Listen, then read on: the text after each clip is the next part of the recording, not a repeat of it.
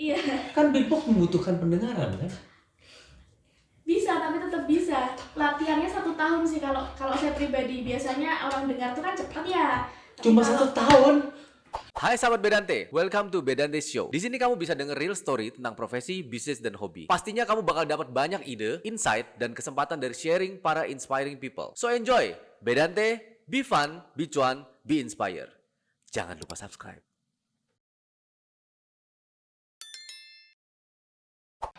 Cuma itu 1 tahun mah cuma doang 1 tahun. Bisa beatbox. bisa. Saya 10 tahun udah bab begitu doang. Mungkin mau saya tunjukkan gimana? Mau Iya, saya ayo tunjukkan? dong. Udah tua, Pak.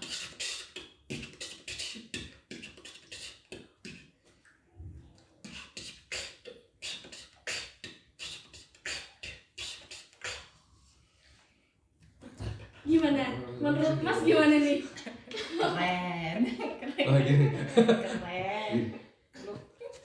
Keren banget ya maksudnya. Tapi dengar ada ininya, enggak? Enggak. Nah, tahu dari mana bahwa itu ada musik ini? Oke, pertama saya lihat di YouTube. Saya fokus di gerakan bibirnya seperti apa. Memang sulit sih untuk mengcopy itu, untuk melihat dan mengcopy itu. Itu membutuhkan waktu yang lama. Yang kedua, saya punya teman komunitas beatbox. Lalu teman saya kenalan, sudah berkenalan dengan dia, saya minta untuk menunjukkan gimana sih beatbox itu. Bisa nggak ngajarin saya untuk beatbox ini? Lalu teman saya mengajarkan. Dan jadi langsung saya biasanya meletakkan tangan di Dengar apa ini namanya? ya? Iya, Keteran. di leher seperti itu. Karena beatbox itu kan ada udara yang keluar, ada getaran. Beatnya itu kan ada suara yang keluar. Jadi ketika disentuh itu ada getaran, ada ini. Nah, kalau sulit gimana? Biasanya visual, pakai isyarat seperti contohnya seperti itu. Jadi kayak kalau ditarik seperti apa, kamu coba praktek seperti apa. Oh, ada suara yang ditarik, berarti seperti itu, kayak lidahnya ditarik seperti itu. Jadi caranya seperti itu sih. Jadi ada Cara untuk ininya ya. Tapi kalau untuk ini sama sekali enggak ya? Iya, kalau denger sih memang nggak bisa. Nah, cuma maksudnya kalau ke teman-teman yang lain gitu, teman-teman tuh yang lain ada nggak yang demen beatbox juga? Belum, jarang sih sebenarnya, malah hampir nggak ada malahan. Oke. Selain beatbox tadi, apalagi yang teman-teman biasanya lakukan? Kalau teman-teman yang lain suka yang tadi ya, main game MLBB itu, futsal. Suka futsal. Lalu apalagi ya? Oh, skateboard yang tadi sudah saya sebutkan juga. Teman tuli biasanya kumpul-kumpul skateboard. Jadi mungkin teman-teman nggak banyak tahu, tapi teman-teman tuh biasanya kumpul terus memang mereka bisa skateboard gitu. Kalau aku sekarang aktif olahraganya futsal, skateboard, terus beatbox juga. Saya suka 3. Banyak ya ternyata. Iya, banyak. Banyak ya. Nah, untuk di Solo sendiri, pernah data nggak berapa banyak teman-teman tuli? Ada datanya mungkin sekitar 60-an ke atas. Tapi sekarang saya belum mendapatkan data yang paling baru sih.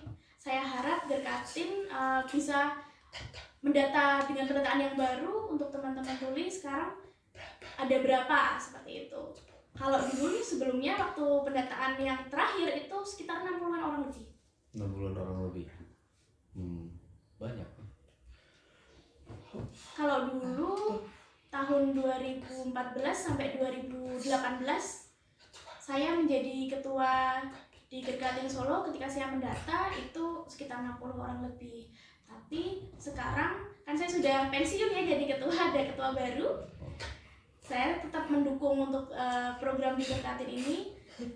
Nah, saya berharap juga ada data tambahan karena belum ada. biasanya ada yang belum terdata di daerah-daerah yang lain seperti itu.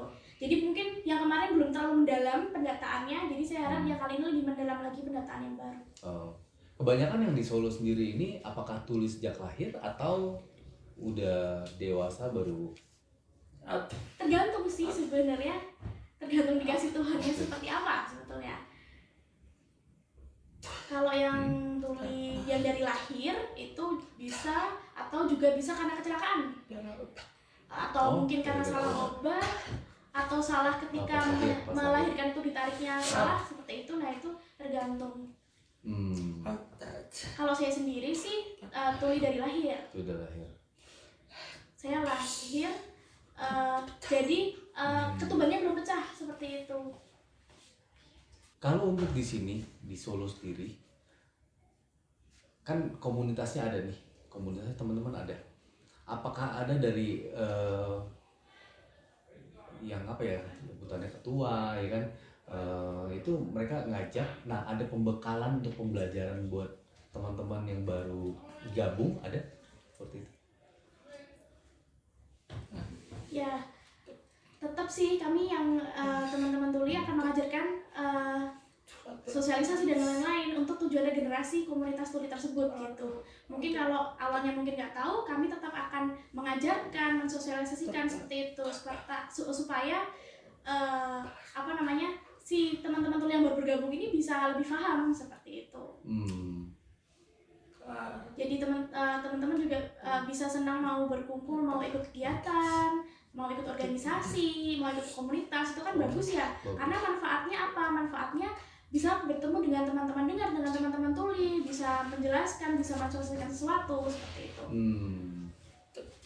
Jadi tetap ikut istilahnya kayak mensosialisasikan, mengajarkan gitu. Karena sebelumnya pasti teman-teman dari nol juga nggak tahu, informasi juga nggak tahu seperti itu. Sebab apa? Sebab ada hambatan komunikasi ini sendiri. Jadi karena hambatan ini kan kita tidak dapat informasi dong, informasinya nol seperti itu. Nah, ketika mereka sudah ikut komunitas atau kami mengajarkan ke teman-teman itu kan mereka bisa mendapatkan informasi. Oke. Untuk teman-teman tuli semua, teman-teman tuli dan dengar itu sama kok. Kita sama-sama berproses, sama-sama berkembang bersama seperti itu. Mungkin komunikasinya saja yang berbeda. Cuma itu perbedaannya ya. Teman tuli pakai isyarat, teman dengar pakai lisan seperti itu. Tapi teman-teman mungkin merasa berat, tapi tetap teman-teman harus berusaha. Gak apa-apa, walaupun berat kita tetap akan terus berusaha terus. Mungkin merasa jelek atau mungkin merasa bagus atau gimana, atau merasa diskriminasi. Tapi yang penting teman-teman tetap harus berusaha untuk menembus batas semua itu. Mungkin teman-teman bisa akan menembus batas itu dengan cara teman-teman sendiri-sendiri. Aku memiliki caraku sendiri, kamu memiliki caraku sendiri untuk menembus batas dan mencari solusi itu semua. Jadi tergantung dari cara masing-masing. Nggak tahu sih, support Bima nih. Semua yang Bima punya kita akan tampilkan di podcast kita, di Instagram kita, kasih aja ke kita karya-karya seni Bima. Kalau misalnya karya-karya seni juga Bima melukis nggak melukis ya? Iya, saya melukis. Melukis juga. Saya melukis saya digital. Digital. Sketsa. Saya biasanya sketsa. Oke. Nanti kita closing paling nggak pakai ini ya, paling pakai begini. Ntar kalau sekarang saya ngomong dulu ke sahabat Bedante.